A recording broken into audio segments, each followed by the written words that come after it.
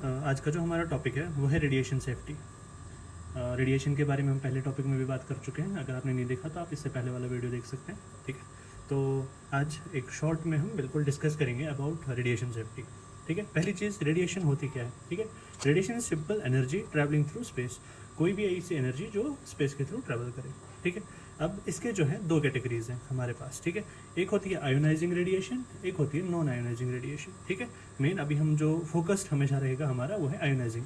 ठीक है, अब पहले नॉन आयोनाइजिंग कौन सी होती है, सिंपल लो एनर्जी रेडिएशंस। ठीक है, जो हम यूजुअली हमारे जैसे वाईफाई सिग्नल्स है, माइक्रोवेव्स है, विजिबल लाइट है, जो हम पे कोई ऐसा हार्मफुल इफेक्ट नहीं डाल सकते हैं, उनको हम बोलते हैं नॉन आयोनाइजिंग रेडिएशंस। ठीक है, लेकिन अभी हमारा जो फोकस है वो है आयोनाइजिंग, तो इनको हम थोड़ा ध्यान से देखेंगे। ठीक है, what is ionising. Ionising radiation मतलब वो रेडिएशन है जो हाई एनर्जी रेडिएशन है, वो रेडिएशन जिसकी एनर्जी बहुत ज़्यादा है और इतनी ज़्यादा कि वो ऑल्टर कर सकती है एटम्स को, आपके डीएनए को डैमेज कर सकती है, वो बॉन्ड्स को ब्रेक कर सकती है। जैसे कि हमने यहाँ पे एक एटम दिखाया है। ठीक है, एटम के अपने शेल्स होते हैं KLMN। ठीक है, तो अब जो ये एटम है, अगर मैं इस पर एक हाई एनर्जी आयोनाइजिंग रेडिएशन, ठीक है, इस पर अगर आएगी तो जो इसके अंदर इलेक्ट्रॉन्स हैं, ठीक है, वो इनको बाहर फेंकने की क्षमता रखता है। ठीक है, वो इजीली इसका बॉन्ड जो है वो ब्रेक कर सकता है, इस एटम को बाहर फेंक सकता है। जबकि नॉन आयोनाइजिंग हार्डली इसमें वाइब्रेशन प्रोड्यूस कर सकता है, इससे ज़्यादा कुछ नहीं, थोड़ा सा एक्साइटेशन।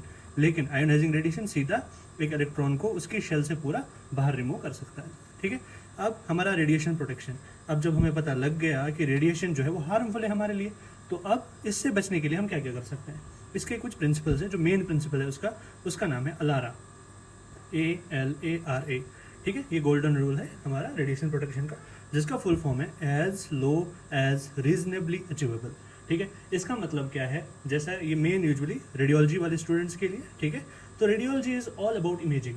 ठीक है, रेडियोलॉजी में सब चीज़ें, चाहे एक्सरे लो, CT, MRI, अल्ट्रासाउंड, हर एक चीज़ जितनी भी, चाहे वो रेडिएशन यूज़ करती है चाहे नहीं करती है, सब चीज़ें बेस्ड है ऑन इमेजिंग। ठीक है, उससे जो इमेजेस प्रोड्यूस होते हैं उसी से हम पेशेंट की बीमारियों का पता लगाते हैं। ठीक है, तो सारी चीज़ें हैं हमारी इमेज पे। ठीक है, तो उसी इमेज के लिए हम सारा हमारा रेडियोलॉजी चलता है, जैसा कि पहले टॉपिक में भी हमने देखा। ठीक है, कि कैसे हमने फर्स्ट इमेज लिया था एनाबर्था का। ठीक है, अब इसका मतलब क्या है, as low as reasonably achievable. इसका मतलब है जब भी हम एक्सरे करें किसी पेशेंट का, ठीक है, तो हम रेडिएशन रखेंगे, ठीक है, या हम एक्सपोजर उसको इतना ही देंगे, कितना, एज लो एज, कम से कम। ठीक है, कम से कम रेडिएशन देनी है। कितनी कम, कि हमारी जो पिक्चर है, जो इमेज आने वाली है, जो एक्सरे फिल्म आने वाली है, वो होनी चाहिए रीजनेबली अचीवेबल। ठीक है, कि वो प्रॉपरली अचीवेबल हो, हम उसको इजीली देख सकें, उसको देख के हम इजीली डायग्नोज कर सकें कि पेशेंट को क्या दिक्कत है। ठीक है, अब इसका मतलब मेन यही है कि रेडिएशन को कम से कम देना है शॉर्टकट में। ठीक है, कि जितना हम कम रेडिएशन अपनी एंड से कर सकते हैं उतना कम करना है, लेकिन इतना भी ज़्यादा कम नहीं करना है कि हमारी इमेज खराब हो। अगर इमेज खराब हुई तो फिर हमें दोबारा एक्सपोजर देना पड़ेगा, तो वो सेम कम एक्सपोजर अगर हम 2 बार देंगे तो ऑब्वियसली रेडिएशन वैसे ही बढ़ गई। तो हम क्या करेंगे, ठीक है, तो हम मिनिमाइज रेडिएशन देंगे, सबसे लोवेस्ट जितना हम कर सकते हैं। ठीक है, अब इसके कुछ मेन पिलर्स हैं। ठीक है, कि अलारा में हम किन किन चीज़ों के, या रेडिएशन प्रोटेक्शन में किन किन चीज़ों का जो है मेन खास फोकस रहता है। पहली चीज़ है टाइम। ठीक है, 3 है यूजुअली हमारे पास। तो पहला है टाइम। टाइम का मतलब है लेस एक्सपोजर टाइम, कि एक्सपोजर टाइम जो है, जो हम पेशेंट को रेडिएशन देते हैं, वो कम से कम टाइम के लिए दें। ठीक है, दूसरा शॉर्टर एक्सपोजर। ठीक है, शॉर्टर एक्सपोजर का मतलब कि वही, कि हम मिनिमम जितना हम कम टाइम लगा सकते हैं उतना कम टाइम हम लगाएं पेशेंट के साथ, और जो एरिया जहाँ पे रेडिएशन है वहाँ पे कम टाइम स्पेंड करना है। ठीक है, ये हो गया पहला मेन पिलर। सेकंड है डिस्टेंस। डिस्टेंस का मतलब है maximise the distance between patient and radiation source.